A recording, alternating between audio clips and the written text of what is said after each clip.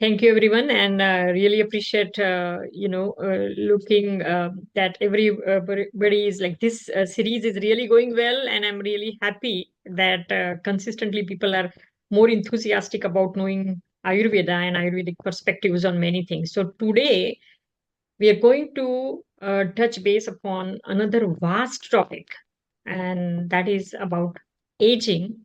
And so the title of the for today's presentation is Timeless Radiance, Graceful Aging with Ayurveda. So before I start and talk about aging, I want to start today with a story. And this is a story about a tree, which you can see here. So once upon a time, in a one very calm and silent village, there was a tree. And that tree was pretty old, but it was still there, observing all seasons, passing through all the whole year long and many years. So it has seen actually the, the greenery of the spring, and also the golden yellowish dropping of the leaves, which were becoming old. And then again it would come. And the cycle was going on for many years. And so what happened one day, one boy came and was observing the tree. This was a young boy. And he asked the elderly, his grandfather, that how is this tree looking so beautiful? Being such a old tree, it still looks beautiful. And the elderly grandfather replied that this is because this tree has gone through many years of st- struggling and staying in this whole life age of that tree. And it also observed many storms and stayed fast in these storms and seen the seasonal changes. And still it every time stood of that all whatever those environmental changes were there. And that's the reason why it is still giving, becoming, looking beautiful. So why that happened, history really teaches us that how aging will happen. There is no doubt that everyone has to age one or another day. But how that aging should be taken gracefully. And that's that message history gives. And that reminds me that not just for telling that story is about that tree, I also want to show you a very interesting statistical data regarding the population and what you would, the United Nations. This is from the United Nations. And they say that according to United Nations, in every, this was in 2010 or 2011, United Nations used to say that in every 10 people, one person is above the age of 60 or 65. And that ratio is now actually reducing. And in 20, they are saying that by the time 2030 comes, which is just a 6 years ago, 6 years from now, actually in every one, every, one in every five of the world's population, there will be, the people would be over 65. And this is definitely a good, bad, or whatever you would call, or maybe the, uh, modern scientific developments and in medicinal science developments, which are making people live much more longer. Or maybe we have learned to, those the affluence or the basic needs are being provided by the nations, and that's why, or whatever the reason may be, I'm not worried about the reason, but absolutely worried about this thing, that now the life expectancy is increasing. And everybody knows that, yes, If you are born, then someday you have to die. But the aging is exactly defined between the distance between that birth and death. And that's how you age. Every day you age. And if you're aging wonderfully, gracefully, then it's great. But if not, then really the problem occurs. I would like to actually give you a wonderful, new term which has been coined now, which is called as a health span. So we all are aware of lifespan, right? We know our lifespan. Lifespan means what? When you get, when you have a birth, you definitely, take from the first breath when you take at the time of your birth, when you cry first. And everybody, laughs and gets enjoyed because that's your birth from the biological perspective or from the physiological perspective. That is considered as a birth. So your first cry makes you to take first breath. And so that breath, from that breath till that breath completely stops, and that is called death, the bodily death. And that bodily death, the time again between from that first breath to the last breath, is what we call it as a lifespan. But I'm not talking about lifespan. Lifespan we all know, and that's how the aging is related to lifespan. But more than that lifespan, I'm talking about the health span. And you may be knowing the word health span, but I want to let you know that the dictionary meaning of health span is person's health span is the length of the time that person is healthy. And in other words, we could say that if you see the lifespan and then if you subtract from that lifespan whatever the ill health person suffered from. So in other ways, if I have to tell you what is life health span, then the health span is lifespan minus morbidity. Morbidity is the all ill health what that person suffered from, and then what remains is the health span. And this term is newly coined, and it actually coined in the March of 2018. And well, coined in the sense it has been accepted as a dictionary word.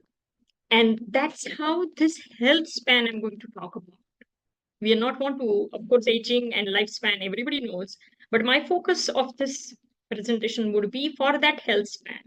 Because aging, if it has to happen, then it has to happen gracefully, and that means you're directly related to that health span. So health span should be more, and so all those factors which really reduces that health, or which really reduces that health span, those factors we will see. We will also talk about what can we do, what are the influential factors which affect this health span or the aging in direct understanding is what will affect that aging, and what are those influential factors which will develop and create the more health span, and ultimately that is what we'll be calling as a graceful aging. So let's take a look at age, right? The word age itself came from the word aging itself comes from the word age. And the age is, there are two types of ages actually. The very first age we can understand as a chronological age. And the another age, what we understand is a biological age. So chronological age, when we talk about chronological age, the aging aspect can also be of two components. And one is a chronological aging, and which is directly related to chronological age. So what is chronological age? Chronological age is actually age of the person in terms of how many years he's living from his birth, from his death, till his years, maybe it's months or days even, and that exact days, how much years or months or days you have lived, that is based on when you were born, and that is a chronological age, or that is a chronological aging type. So the other so the other aspect of the biological uh, the other biological type of the aging is considered as a biological age. So how do we understand that biological age? Biological age is not really related to your actual age. So it involves actually, how do that define is that it is basically we look at the individual's uh, whole, how physiological body is working, how the physiological functioning is happening, and how that person actually reacts to that situations, and then where he is. So the environmental factors, the genetic factors, the many other factors really actually are very much important, or they are related to this biological age. The major difference between the chronological age and the biological age is that chronological age you cannot really reverse, because it's based on the date of the birth. So obviously when you are born, you are actually looking at, the time clock is moving, and that's how the time is going on. So that time when it is going on, you would obviously know you cannot reverse the time, and so on. Obviously you cannot reverse the chronological age, but the biological age, it's something which is, as I mentioned, it is about the how that body functions and how the person passes through, and it is not related when he was born. So obviously it it can be reversed. It is possible. There are these components of aging is beyond just the birth, and that's why it is possible if we change those environmental factors or physiological factors or pathological factors, then biological age can be reversed. I'm sure you might have seen these type of people who would, like, sometimes you'd say, oh my god, I can't believe this person is 75 years old. I mean, if you can see how, I'm sure you could not say that he is maybe just in his early 50s. And that is biological age, or maybe chronological age could be little different. But looking and how the person looks, that really matters, and that's how the biological age matters. And because it can be reversed, that is where the chronological that is where the graceful aging really matters. So let's take a further um, you know further let's dive a little further for understanding the influencing factors of aging. So modern research has done a tremendous job in finding this, what could be the new technologies and new researchers, and all these things have been showing multiple factors, and these factors can, according to them, these factors can really cause aging. And these are those factors, influencing factors. So first of all, mitochondrial dysfunction or stem cells, we are very well aware, if the stem cells are exhausted, then the new cells won't well, and then that can affect the aging. The genomic instability or the telomere attrition, and there are many more research evidences are now coming out that how telomere can be actually increased, and we will talk about that more in the later part when I'll start talking about the Ayurvedic influencing factors and then their solutions. So also epigenetic alteration can cause this aging, and altered intra and intracellular communication when stops, then the obviously you move towards more of the detrimental of the age and of course the aging.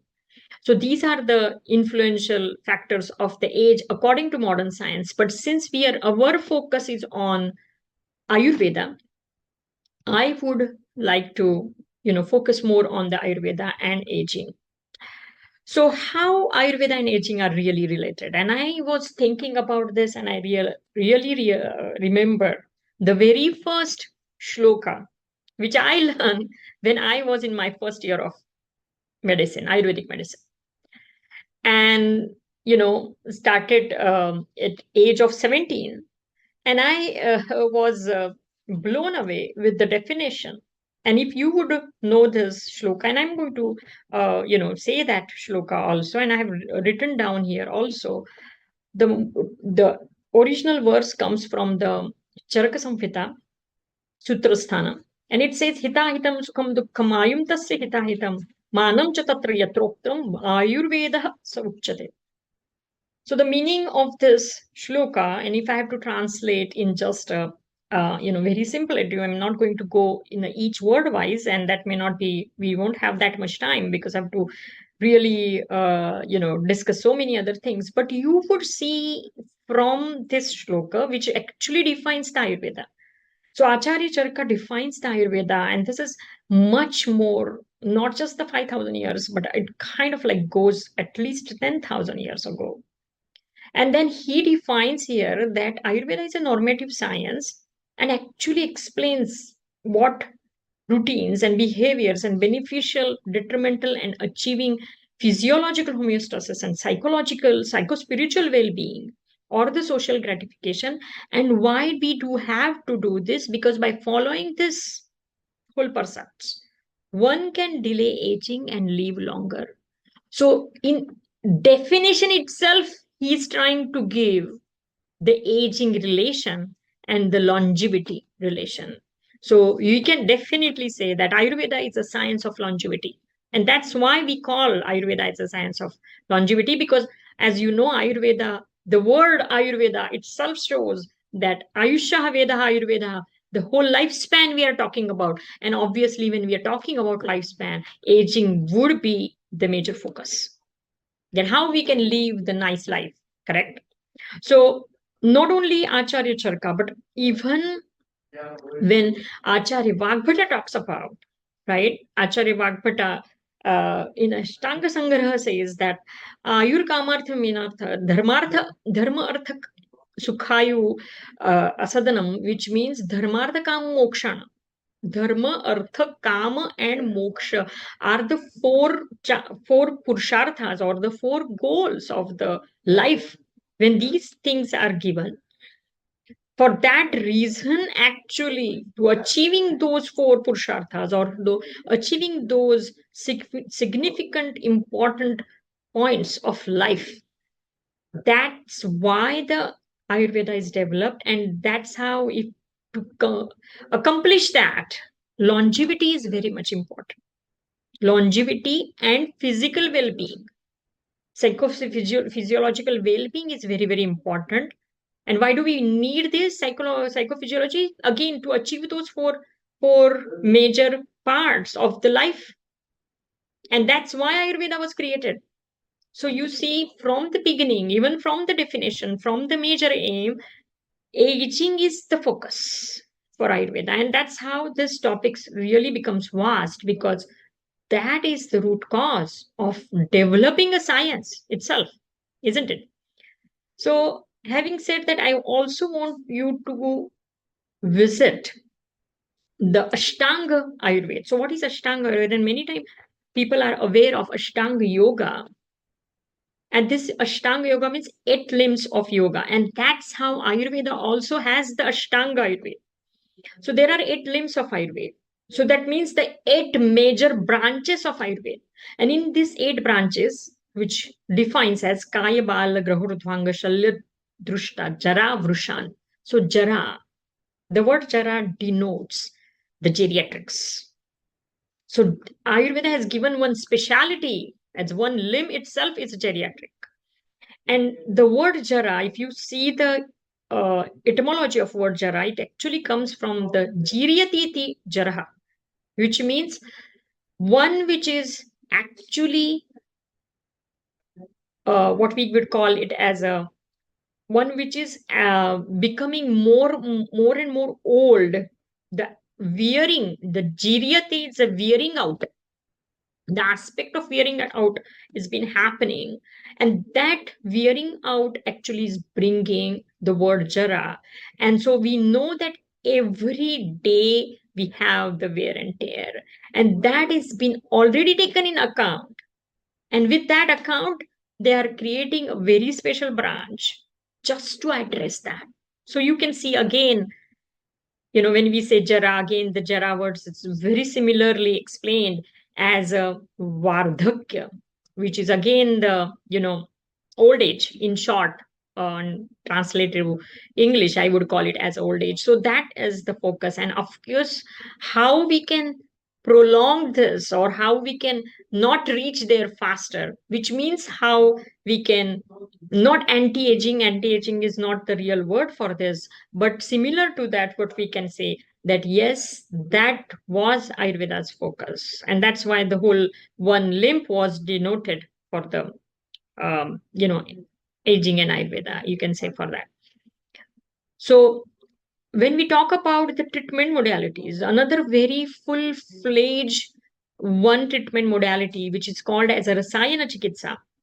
There are multiple chikitsas, and 6 types of chikitsas we talk about, and one is completely denoted as a Rasayan Chikitsa. Again, the word Rasayan translates as a rejuvenative treatment modalities.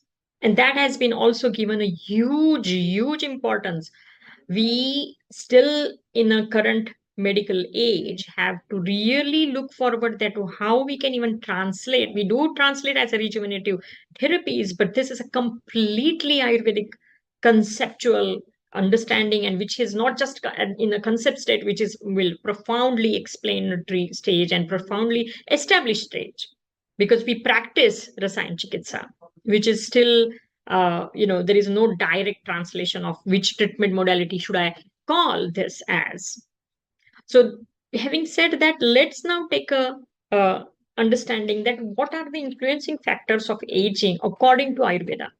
So according to the Ayurveda science, Ayurveda is a very, in that sense, of uh, very truthful science, I would say, because which actually understands everything and takes in account everything. So very first influence, it says, is as a parinama. What is the parinama? The translation of word again, parinama, is kala. The synonym of the parinama is kala. And as you all are aware, kala means time. We say, right? Kalaya tasmai namaha. So Kal is time, and yes, time is the most important factor. It says that it influences factor. So no matter how much healthy you are, no matter how much you are living the best life, still because of time, one has to have the death. No one is immortal here, right? So obviously that death is accepted on the basis of that time. And so to understand at the biological aspect of that parinama, we many times translate it as the time induced cellular transformation, because cells are day to day getting also aged, and so they transform. And as they're at the level of DNA and RNA, this transformation happens.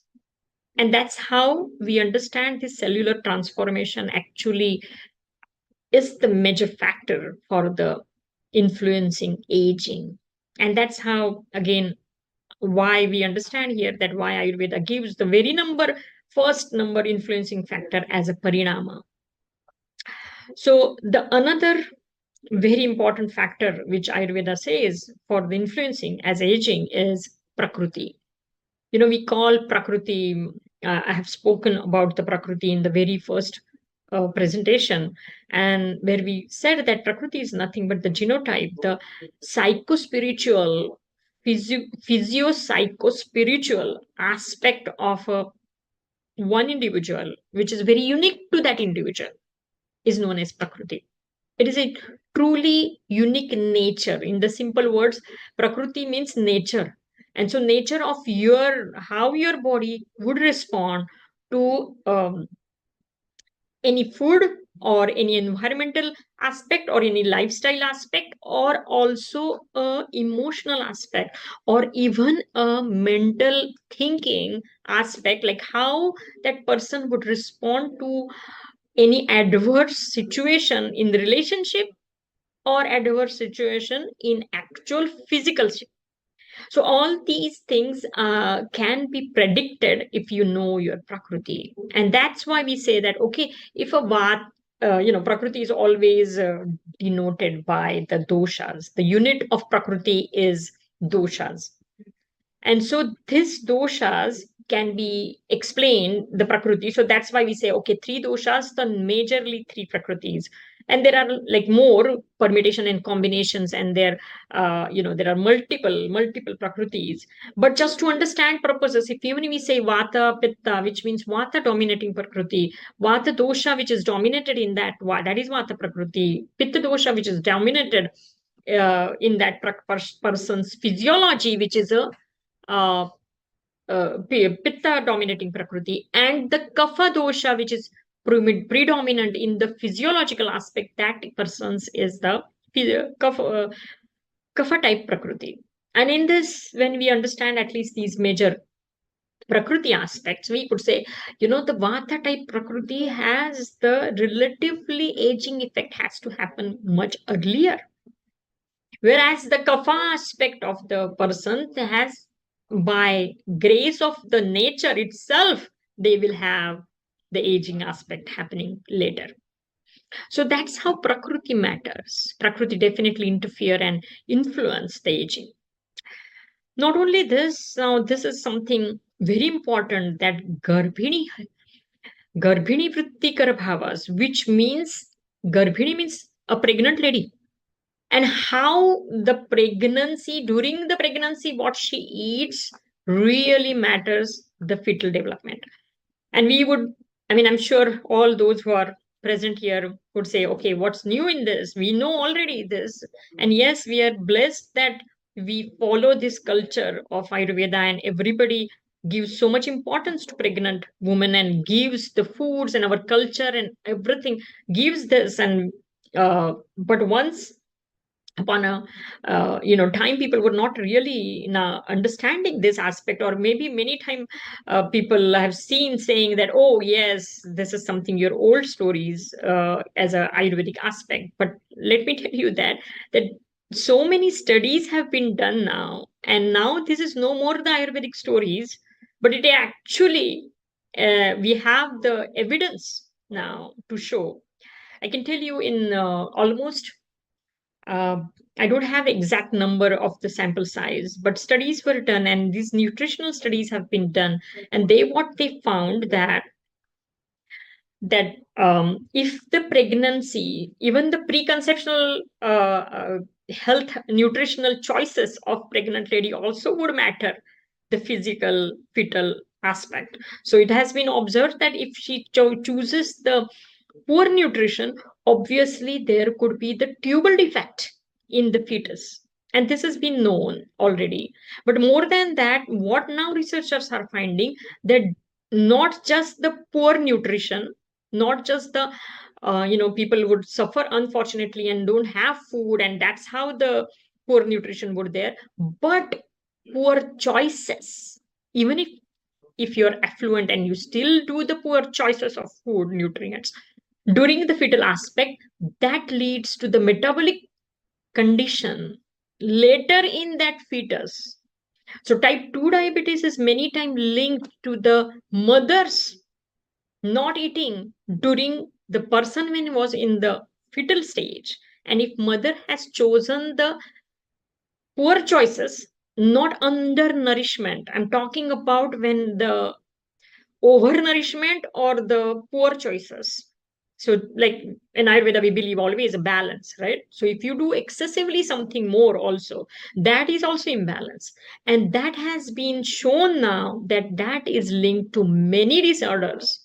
Even though obesity is related to that, type 2 diabetes is related to that, the cardiovascular diseases are related to that. So, these are all new modern research evidence findings, which Ayurveda has definitely mentioned, that how this, and see again, when I'm saying the diseases are affecting, which means your health span is reducing. Lifespan is the next question. We Lifespan has no meaning. If you have health span, then that is what we are talking about. One can increase the lifespan just by using the technology and whatnot, all these modern drugs. But are you having the health span, more health span? and that matters. And there is a influential factor right from your preconceptional and conception during the fetal stage. And this is again huge vast topic, and more research has been now showing that how Ayurveda, what Ayurveda was saying, is completely the truth. Um, so so that is the one. And there are, like, solutions are also given. Of course, it's not just that it gives the influential factors, the solutions are also given. And there is a complete suprajanana, is a complete different topic, and we can talk sometime on that. So I don't want to get digress. And so the another aspect, influential factor, is the Sharira Vruddhikara Bhavas. Now, what is the meaning of Sharira Vruddhikara Bhavas? So when your body is growing, and when where you are growing up, or what are the influential factors such as environment. So phenotypic characteristics develop. And so how that environment affects you, or the how you do the food choices, and that affects you, or the what is the mental uh, in what situation you are in, the stressful situation, how that, and how that affects the body. Those are the Sharira Vrittikara Bhavas. When you're developing, and even in that stage of your childhood, how hard that childhood was, how the parenting was done, and all these factors actually affect your aging. And isn't it surprising? And how much like really important these are. There was another study which was done, and this study was done on the infants. And these infants were actually, they chose these infants from the, what we call it as a, the orphanage. And they studied them, and they observed them, and they saw that those infants were not really that much touched, or they were not physically been, given more importance. And they developed some kind of a developmental problem in them. So there are many aspects to, these all are mental aspects. So those mental aspects were observed in them, and they were really doing poorly in those mental aspects. And that is just because they were not handled more. That human touch was not, they did not get that loving human touch that much compared to those other kids who were growing in their own houses. So along with this, there is one another huge concept which Ayurveda calls as the ojas. And I really don't have one simple terminology, like how I have put everything in the bracket here to tell you what exactly how it translates in English, or not just English, but the modern scientific language. But Ayurvedic science gives this new concept of ojas. And you might have heard the word ojas pretty much. But I want to explain you what is really the ojas is. So Ayurveda classifies all the bodily tissues in the 7 types. And these 7 types tissues are not created. So nutrition, if you would see the micronutrient, or the how these whole chronological aspect of developing of these tissues happens, and then you would see that then these all these theories are being explained in Ayurveda also, that what happens is when you eat food, this food, it gets created, digested, and that food is digested into and then 2 parts are being created. One is obviously the fecal matter parts, which creates the fecal matter, urine, stool, and sweat. And one is a nutritious part, the chyme, and that actually creates the rasadhatu. Rasadhatu is again the first level, the plasma, what we could call it as. And that rasadhatu further creates the next dhatu, or the bodily tissue, which is called as rakta, or the blood. And that further creates the mausa, or called the muscles. That further creates the asti or meda, which is called the fatty or the adipose tissues. And that further creates the bone tissue. And that further creates the bone marrow, or the majja, or the nervous system. And that further creates the shukra, or the reproductive tissues. And when these all are creating one another by another and another, then at the end, what creates is the ojas.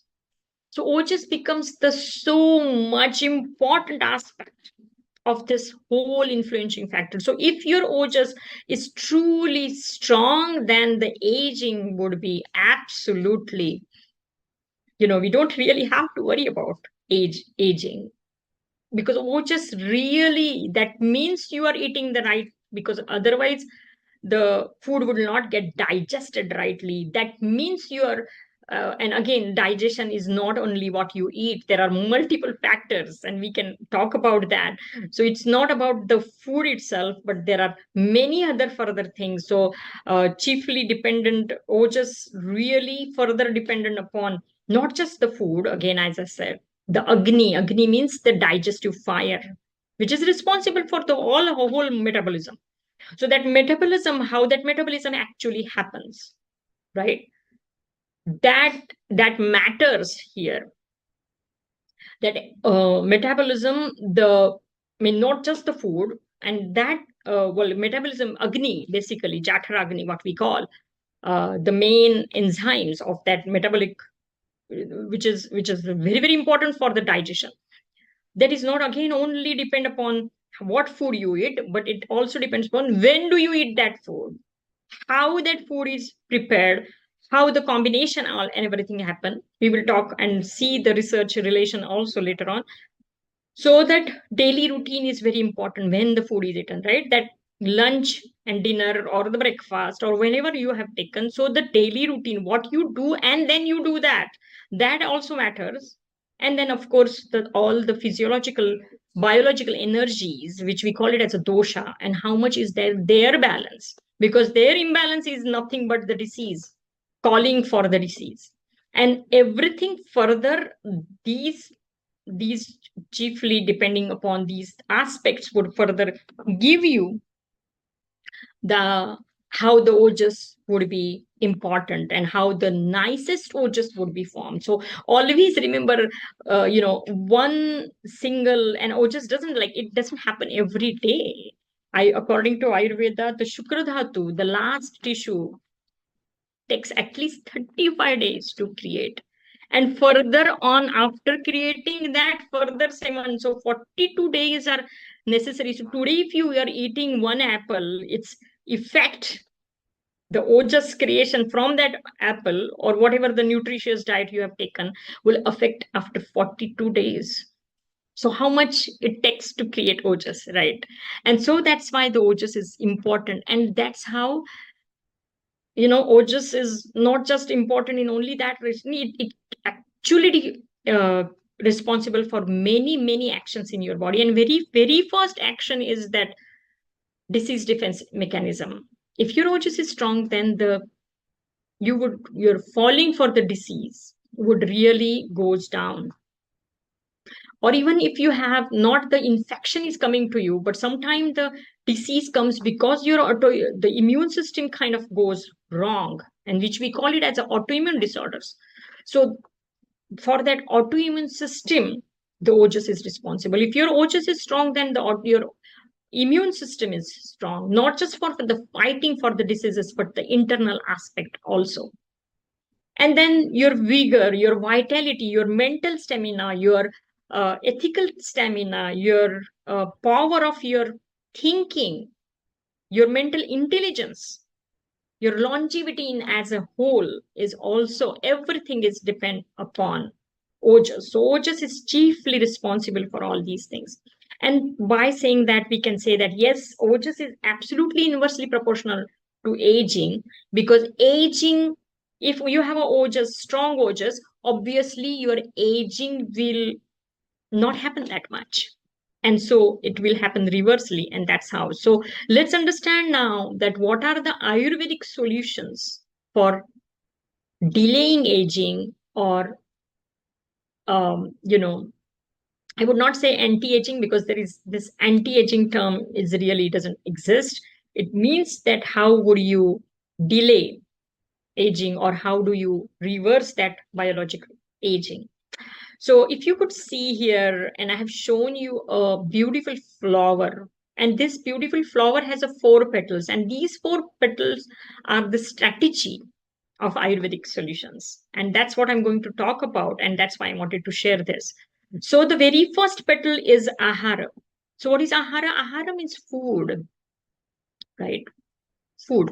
But many times food means considered as a food on the table. Well, I'm not talking about that food. Of course, that comes. But according to Ayurveda, ahara is a big, big concept again. So food is eaten by mouth. Could be ahara. Yes. But Ayurveda says that you don't have only tongue as your sensory organ. You have four more further organs or further indriyas. Organs is not just the like again, indriyas, not organs. Indriyas is something more than organs. So sensory receptors, I want to say. So these sensory receptors are not only what you understand from your tongue.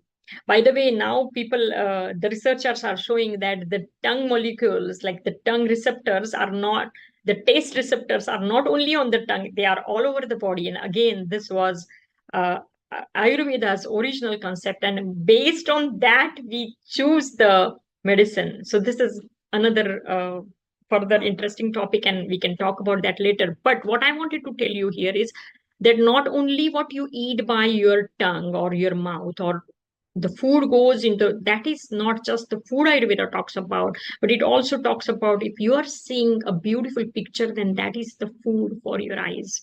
If you're smelling a, a nice, you know, smell, then that is actually the food for your nasal receptors. If you're hearing a beautiful music, then that is a food for your ears. And that's why that food we are talking about. And that's the another very important aspect why the action of eating has to be done completely solely by with full focus on the food, because you're not just eating the food, you're smelling the food, you're touching the food. And that was another reason why Ayurveda recommends to use your hand by eating the food wherever possible. So you have to hear that crunch if that is happening. You have to smell the fragrance of that food. You have to look. The food has to be, why when we go to the high-end restaurant, why the food is served very elegantly? Because you're not just eating the food, you are also observing that food. And everything matters in Ayurveda. And that's why that food is responsible. They, there are so many, when we talk about food, again, what is food is not the important factor. And I told you already why that is. But when do you take food? How do you take food? Who cooks that food? With which intention that food is being served? What is the environment again around you when you are eating the food? All these things matter. We saw that when we were learning about the mental perspective from the Ayurvedic mind from the Ayurvedic perspective. Even the taste of the food would matter right directly on your mind. So my point is, food should be considered very importantly. There is a now strong research aspect being shown. Almost 711 sample size case study was done, and what they did was they were, you know, they saw, and this was in the relation with the obesity. So the weight reduction would happen if you take your major food of the day, which is a lunch, what we say in Ayurveda. So if you have taken your major main food, which is your big meal in short, before, in the afternoon aspect, again before 3 o'clock, then it matters that, so they were two samples were created, so two groups were created, and in these two groups they observed that those who were taking their main food as a lunch or in the early afternoon, they were losing weight easily compared to those who were taking the food in the late after, in the evening or the afternoon. They were not really losing the weight. So this is a big research study, really denotes that what Ayurveda is saying, and not just the Ayurveda is talking about food, but it also talks about its etiquettes. So Ahara Vidhi Visheshayatan is a topic which I'm talking about, which talks about all these Ayurvedic etiquettes of eating food. And that is also important. So that influences aging. If you're, eating constantly under stress, that eating is not going to help you at all. And that's how the phenotype will matter then there, right? So then the next aspect is vihara. Vihara is a lifestyle practices. Now, when I'm saying lifestyle practices, wow, again, the multiple things are involved in this. Literally, very, very many multiple things. And the very important one, I would say, is the daily routine, which we call it as a dinacharya, which also we talked about in this series. I think the last month lecture was fully focused on the dinacharya. So daily routine, how do you balance your day? What kind of things are being recommended? So again, daily routine is right from when you get up, what time, which is like how do you take your even your bowel habits are mattering for that reason. Your mouth or the oral hygiene matters for that reason. Your eye and nose and ear health would matter for that reason. How do you and when do you take the shower, and how do you do your daily practices of whether it is just the exercise or whether you do the yoga or you do beyond yoga or something as the meditative practices. All has its own time. When we're talking about the exercises, it has been shown again, if you do the major exercises of your day in the early morning, the chances of developing the bodybuilding, people do the bodybuilding, right? Like do the exercises for doing the bodybuilding. And it has been shown into the research that if you do that in the morning time, you definitely are going to develop much more build of the body. And again, Ayurveda says it's the same thing. Again, daily routine also talks about when to eat. And not only this, daily routine is all about not just the day, it is actually about the Ratri Charya also. So, not the Dina Charya, Dina means day, and Ratri Charya, which means nightly routine, is also been explained.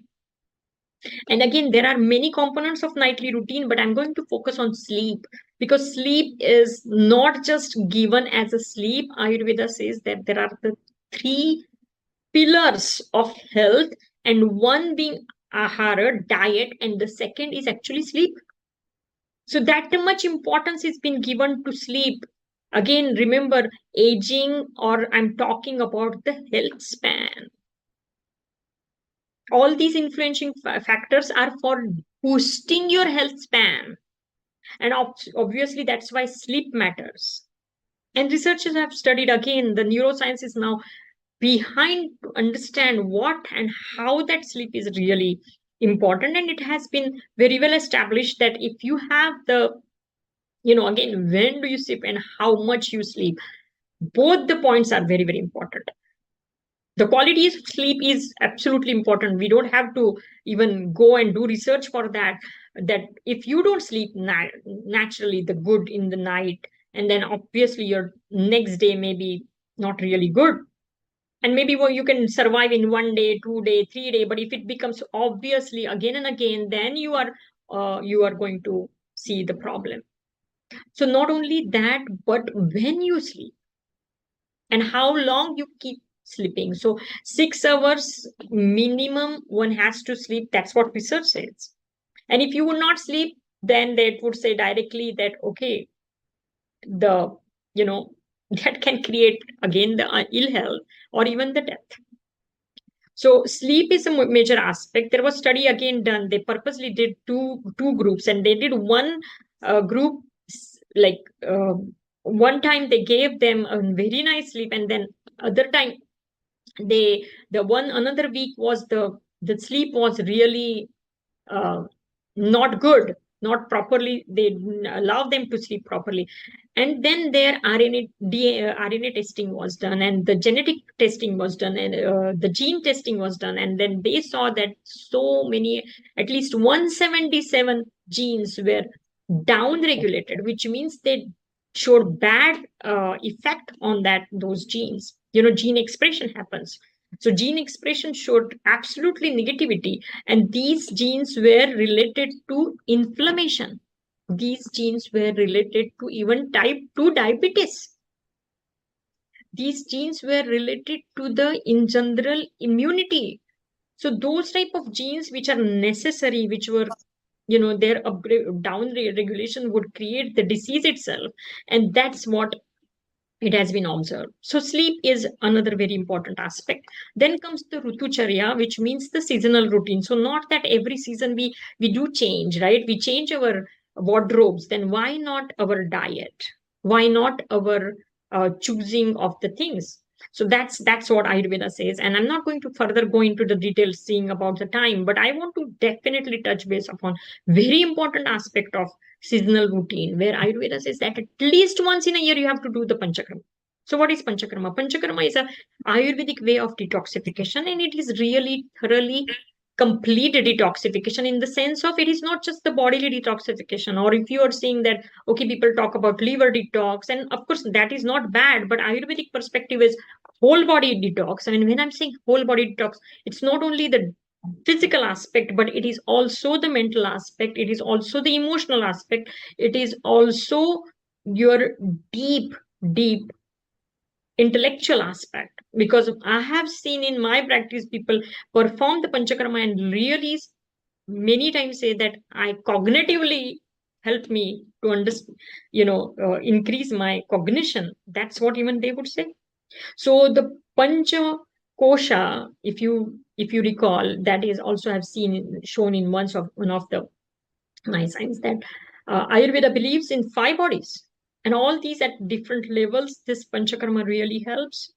There are many, again, research studies have been done, and it shows that panchakarma actually works on reducing at least 14 types of cancer related toxins from the body. It improves your lipid profile. It improves your, again, ultimately increases ojas. That's what Ayurveda believes. And you know how much ojas is important. So along with this, then we come to the very different topic of, the first petal was diet, the second petal was lifestyle, and now the third petal comes as a achara, and achara means behavior. So behavior is also extremely important aspect of Ayurveda, says it as a achara rasayana. I told you rasayana is a rejuvenative aspect. So achara rasayana is a modality. In one word, if I have to explain you what is achara rasayana, then the best Sanskrit word for that is called sadvrutta. I'm sure everybody understands sadvrutta here, but remember this sadvrutta is inclusive of good moral conducts, including ethical regime, mental regime, social regime, and moral regimes. So all these regimes are being recommended. And again, this was another my fascinating when I learned in my first year about these sadvrutta, it was like truly mind blowing that how Ayurveda really thinks about even the behavioral aspect. So behavioral medicine is considered still the new medicine aspect. And look, Ayurveda has already covered that thoroughly. And these, all these Satvruta aspect are not only for creating the bodily effect. Of course, body mind functions would go very well, but most importantly, it will even control the mental disorders. It will actually truly helps to overcome those life challenges, which many times are directly related to the aging process. Just because the life was tough, you would see the people would suffer from the aging, early aging. So their chronological age may not be that much, but their biological age is more than their chronological age.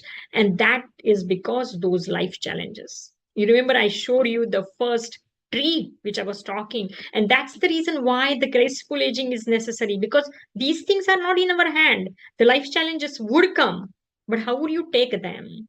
And why you have to take them that way? Because, and how do you have to take them? Because you want that graceful aging, correct? And so the fourth petal now goes as a vichara. Vichara is a thinking process. And this thinking process, I would like to really show you that why I'm talking about thinking process, because you truly have this thinking process as to cultivate the happy thoughts. I'm not going to tell you that have the positive thinking, because positive and negative are a very relative terminologies. For someone, something is positive can be negative for somebody else. So beyond that, let's go beyond the positive and negative and just talk about the happy thoughts. So that cultivating happy thoughts are very important. And why that is important? Because everything really start with your thoughts. I'm going to show you a beautiful picture here. And if you could take a definitely good look, then just think about that. Originally, just one thought comes, and its ripple effect actually becomes, that may be a very happy thought, that you're taking an intention that I want to be a happy, and I want to be a stable, or I want to be a really balanced, or I want to eat balanced food, whatever. But that becomes your intention. So first thought comes, then it becomes your intention, then it becomes your behavior, then you really practice that further, that becomes your habit, and you that habit is being further practiced that much till it becomes your second nature. And once that becomes your second nature, then it is who you are. So everything really starts from that thought. And that's why that thinking process is very important. And Ayurveda has given that is the fourth petal of the treatment modality, I would say. So before I end, I also want to talk about quickly, and I have only 1 minute, so I'm going very fast. So the title also talks about the timeless radiance, and why I wanted that word timeless radiance, because the major aging aspect is related to the skin. The wrinkles which you see on the face are those really the skin relieving, connecting aging relation. And the skin is the major part, major organ of our body, the largest organ, I should say, of the body. And that's how it is directly related to aging. And you will be surprised to know that this whole aging or the anti-aging creams or all those ceuticals are actually of the US $1 trillion business. Just imagine all these anti-aging treatments and creams and solutions have a business potential of that much currency, US dollar, 1 trillion US dollars industry is of all these aging. So while I'm, ending this webinar, wanted to really give my audience some Ayurvedic hair care, skincare tips. Because when we talk about aging, this thing definitely comes. The skin caring is definitely comes first. So in Ayurveda, we always go with Vata Pitta Kapha. You know that the body type, the Prakriti has been given a utmost importance. And so if you are of Vata type, then I would suggest that do this simple thing. Maybe nourishing your skin is really important. You may not need those creams and lotions. What you could do is just take a base oil of almond or sesame and then add these essential oils. So generally we gave that the base oil could be of 1 ounce, and then the essential oil could be 5 to 10 drops, so only that much. So you can prepare this. You can use maybe lavender and orange. That could be very nice, healthy, sweet, and unctuous, like your skincare aspect. And this oil, if you would apply, and if you're a Vata type, of course, then that would help. Then if you are Pitta type, and that the best, because Pitta type has a more Agni or more heating tendencies, and so the best one is to use the cooling oils, and coconut or olive oil is the best as a base, which means again take 1 ounce of that, and the best essential oils you want to add is the sandalwood or the rose. And you can always create this oil, never use the essential oil directly, so you always have to have the base oil. So create that base oil, add these things, keep it there, and that you can use on your face to, in order to keep the, you can call it as anti-aging skincare tip. And then the for the kapha, the base oil could be sunflower oil, which you don't want that much thick oil, so you want that little less oil, and you want that warming or stimulating essential oil, and that's why rosemary and sage is a good idea. So depending upon whatever your um, body type would be, you can choose these tips, and that can be helpful. And with that, thank you very much, and I'm opening the session for the questions. I know I exceeded by 3 minutes. Sorry for that, but I'm open for the questions if you have any. Thank you, Doctor. Thank you very much. These sessions have been really building the momentum over last 4 sessions. And one thing that we are able to see is the underlying theme of all our traditional shastras, whether we call them, the six shastras or Vedas or Puranas or Ayurveda, Yoga, whatever we call, the underlying themes keep reoccurring because there is a strong unity at the foundation of everything. So today, a couple of words that stuck in my mind from your session is, all these things are ultimately meant to to empower you to really pursue the char purusharthas in a very mature and balanced way. So it is not just about physical health, but it is the overall human life experience that you are able to touch with these techniques and this knowledge. And in our Vitthal Mandir, of course, you might have seen that Char Purushartha is the goal of Vitthal Mandir. In all our activities that we do, it is about Char Purushartha always. The other thing is you spoke about Ahara, and it was not just about the food that is on the table, but food for all the five, sensory organs. That is also a very important concept. And, in our temple, sometimes we get young girls who are in the family way, and we teach them some shlokas from Bhagavad Gita or some other. And, that is how also it is part of the, I realized today from your talk that we are really giving the ahara to that Yes. girl as well as to the fetus. So, a lot of learning. Absolutely. And that is actually a big topic, and that topic is very dear to me also. And I do that in my practice also. I have this whole program developed for that. And we really work from the, so it is called a Radiant Child Development Program, but it starts from the preconception. Right. So not just after pregnancy. So we But started, and when yeah. you talked about preconception again, if we go back to one of the most fundamental aspects of Hinduism, the Sola Samskar, what we uh, call Shodas, Garbhadhan is it's one of the it first. starts right from there, and that is how much knowledge is available to all of us. And I'm sure we are going to have more such. And one interesting thing again, our Guru, Govind Giriji, he brought us the Sadguru Tukaram Padukas from Dehu when he visited us 2 months ago.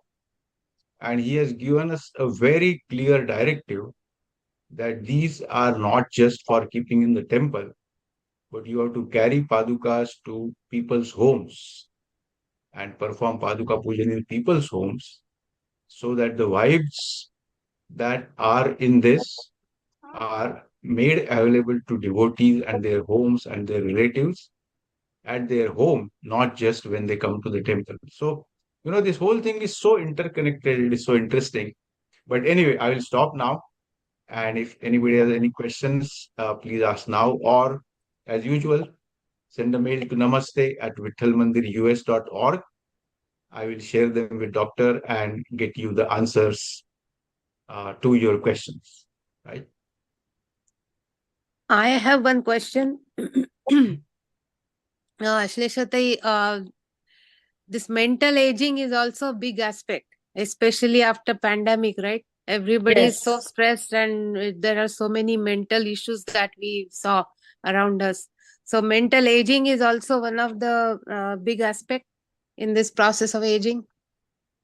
Yeah. So basically, the the whole concept of aging starts not only for the bodily aging. In fact, whole Ayurveda, if you would see here, the logo also was saying that Ayurveda is full again, body, mind, and spirit. And spirit as so Ayurveda is a consciousness based medicine, and it gives utmost priority for the mind and body connection. And it also says that it cannot be, it is so much intertwined that you cannot separate them. So any time when you are talking about something physical happening around, it is got to have the effect on your mind. You cannot say that, oh, physically I'm being tortured, but mentally I'm very happy. That hardly cannot happen. Or sometimes it just the verbal things which creates people, people get mad and then the blood pressure rises or they break out at the skin level. So aging happens not just the actually bodily, it is the mind aspect also. And that's why I was giving the concept of ojas, that how they, if you do truly develop your ojas nicely, not that you would just look young, but that mental aging will also reverse. Yeah. Thank you. Yeah. Thank you. That was an intelligent question. Thanks for asking.